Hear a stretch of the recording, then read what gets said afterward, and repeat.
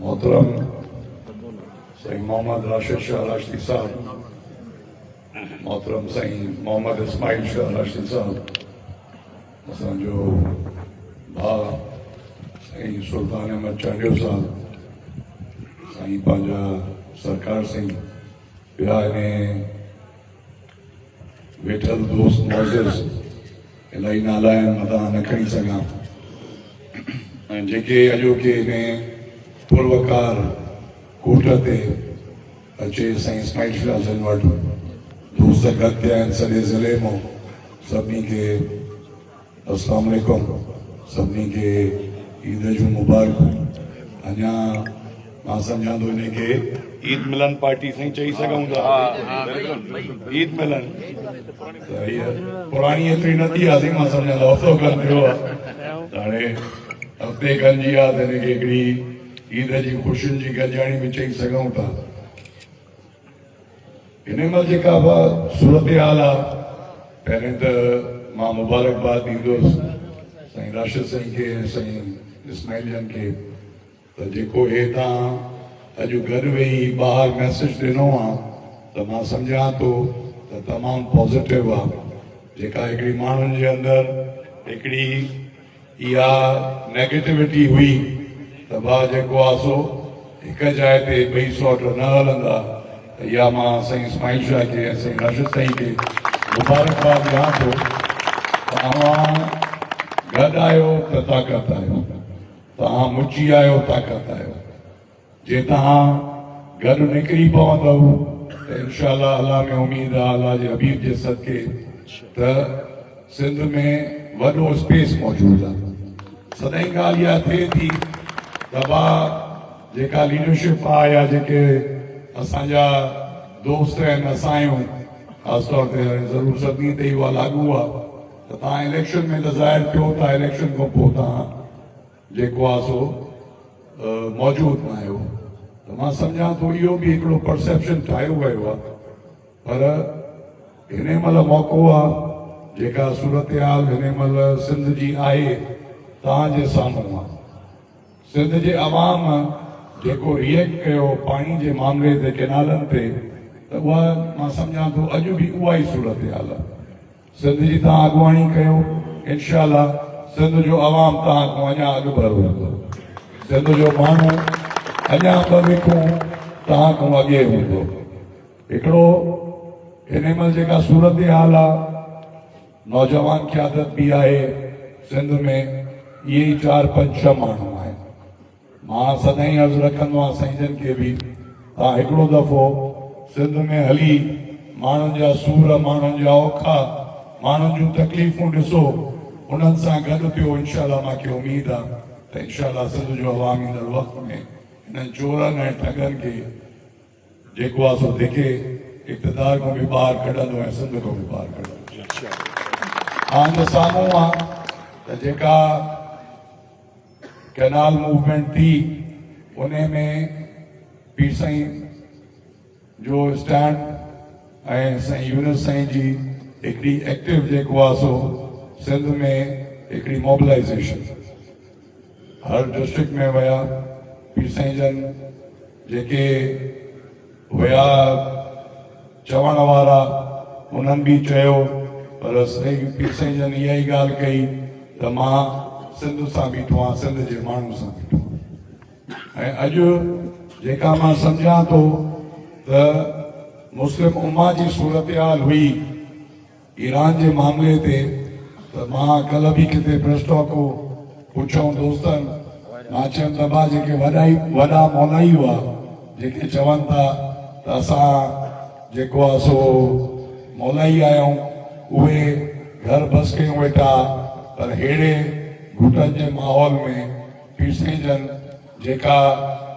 ख़िताब में पंहिंजे में मुस्लिम उम्मा खे ईरान जे मामले ते मां सम्झां थो त एतिरो वॾो नैरेटिव इहो मिलियो त हिकिड़ी जेका तफ़रीक़ हुई फ़िरक़नि जी, शिया या ॿी, उहा ख़तम थी वई, सभु हिकिड़ो मुस्लमान जी ॻाल्हि थी वई सॼे पाकिस्तान जे अंदरि। ऐं इहो वॾो सराहियो वियो आहे हर पासे। पीर साहिब जन जो इहो मौक़िफ़, इहा ॻाल्हि का उन वक़्त जे हिसाब सां उन टाइम जे हिसाब सां इहा मौक़ुफ़ मां सम्झां थो ज़रूरत हुई जेका हिन महिल पाकिस्तान जी सूरत हाल हुई। इन में मां साईं इहो अर्ज़ु रखंदुसि त टाइम भी इलाही थियो आहे, तव्हां बि इंतज़ारु कयो आहे तकरीर करण लाइ, त सॼो जेको आहे सो कामरेड वारी ॻाल्हि त असांजो कम ई तकरीर आहे। जे तकरीर में बीठासीं त 2 कलाक बि वेठा ॻाल्हाईंदासीं, पर मक़सद जी ॻाल्हि अॼु इहा ई आहे त अॼु हितां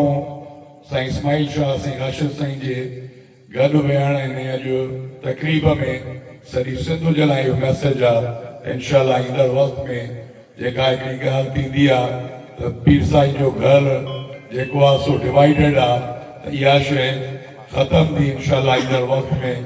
सभु जेको आहे सो पीर साईं जे जेके बि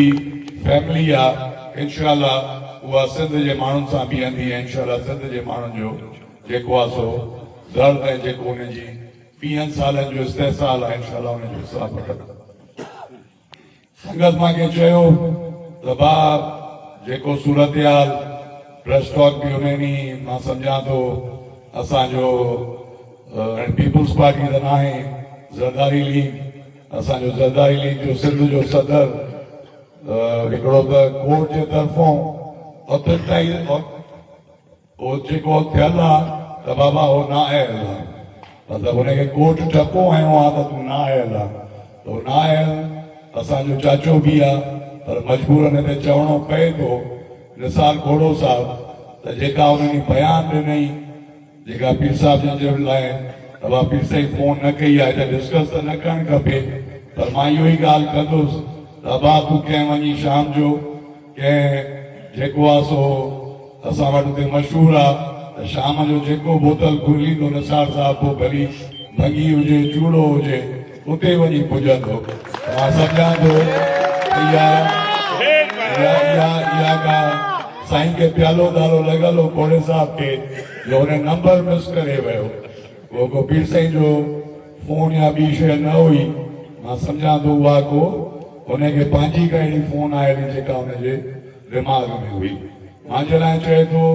त भाउ फंक्शनल में छो वियो, त मां इहो अर्ज़ु कयांसि थो त भाउ ज़रदारी जत जे पेरनि में वेहण खां सूर्या बादशाह जी औलाद जेको जत जे पेरनि में वेही हुनजी मर्ज़ी आहे, असां फ़ख़ुर सां सूर्या जी औलाद सां बीठा आहियूं, सूर्या बादशाह जी औलाद सां बीठा आहियूं, इहो मुंहिंजे लाइ फ़ख़ुर आहे।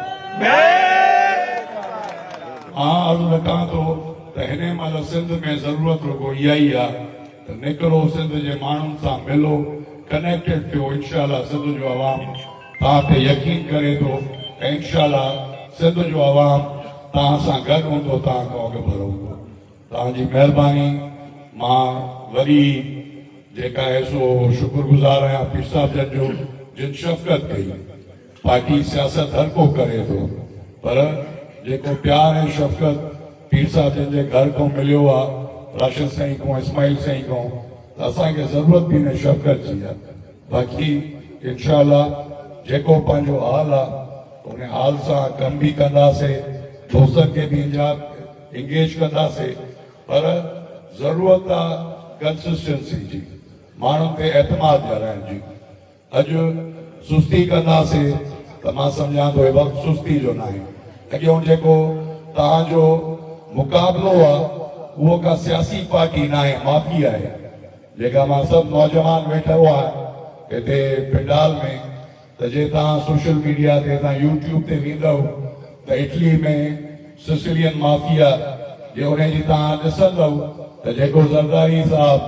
सिंध खे हलाए थो त उन सिसिलियन माफिया जी स्टाइल ते हलाए थो,